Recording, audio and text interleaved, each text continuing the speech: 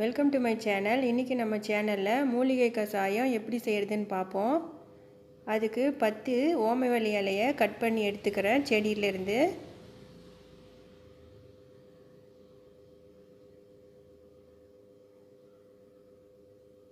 துளசி இலை ஒரு கைப்பிடி அளவுக்கு அதையும் கட் பண்ணிக்கிறேன்.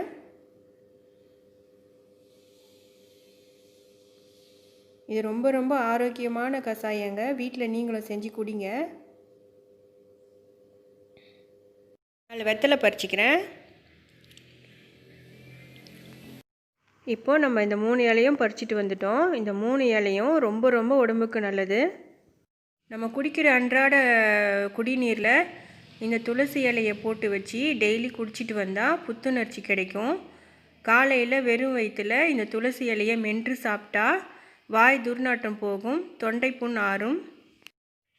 அதே சமயம் ஒரு கைப்பிடி அளவு துளசி இலையை எடுத்துக்கோங்க. அதை காலையில் வெறும் வயிற்றில் சாப்பிட்டுட்டு வாங்க. இதயத்தில் வர நோயெல்லாம் குறையும். ஒரு கைப்பிடி அளவு இந்த துளசி சாறை எடுத்து தேன் கலந்து சாப்பிட்டா சளி இருமல்லாம் குணமாகும். அடுத்ததான் நம்ம ஓமவல்லி இலையை பற்றி பார்ப்போம். இதுவும் ரொம்ப உடம்புக்கு ரொம்ப ஆரோக்கியம் தரும் மூலிகை. இதை நம்ம மூச்சு திணறல் கூட பயன்படுத்தலாம். வீசிங் ப்ராப்ளம் சொல்லக்கூடிய மூச்சு திணறல் குறையும். அடுத்ததாக இந்த இலையை அரைத்து கட்டி வந்துச்சுன்னா அந்த கட்டிக்கு மேலே இந்த இலையை அரைத்து பத்து போட்டால் கட்டி கரையும். இந்த இலை சாறை எடுத்து தொண்டை கரகரப்பு இருந்துச்சுன்னா அந்த இலை சாறை குடிச்சிட்டு வந்தால் கூட தொண்டை கரகரப்பு போகும்.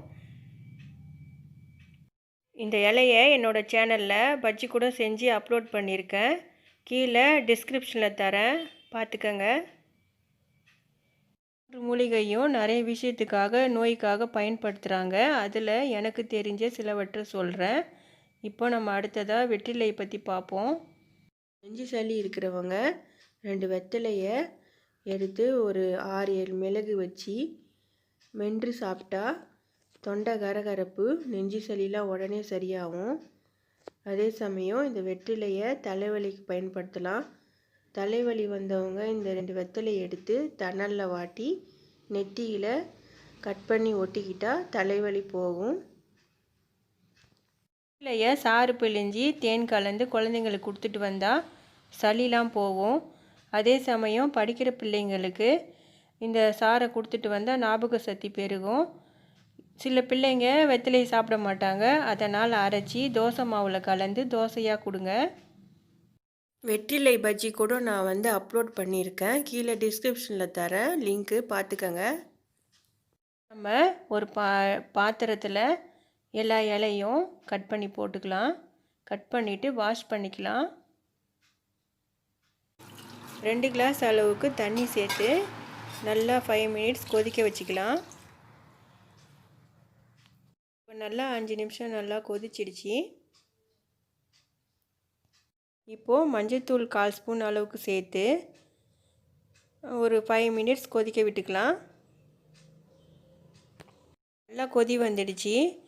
ஃப்ளேம் ஆஃப் பண்ணிவிட்டு வெதுப்பாக ஆற வச்சுக்கலாம். இப்போது நான் வடிகட்டிக்கிறேன்.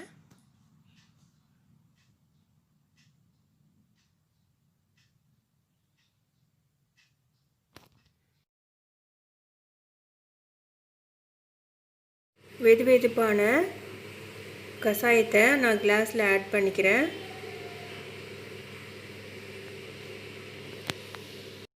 இப்போது 1 ஸ்பூன் அளவுக்கு தேன் சேர்த்து கலந்துக்கலாம்.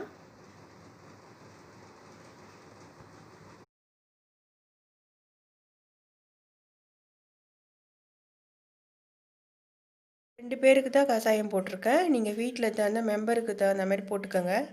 கஷாயம் ரெடி ஆகிடுச்சு. நீங்களும் வீட்டில் ட்ரை பண்ணி பாருங்கள். சளி, இருமல், ஜுரம், தொண்டை கரகரப்பு எல்லாம் சரியாகும். இந்த லாக்டவுனில் இதை குடிச்சிட்டு வந்தால் இம்யூனிட்டி பவர் அதிகமாகும். வாரத்துக்கு 3 முறை குடிக்கலாம். இந்த வீடியோவை உங்கள் ஃப்ரெண்ட்ஸுக்கெலாம் ஷேர் பண்ணுங்கள். மறக்காமல் என்னோடய சேனலை சப்ஸ்கிரைப் பண்ணிக்கங்க, லைக் பண்ணுங்கள், கமெண்ட் பண்ணுங்கள்.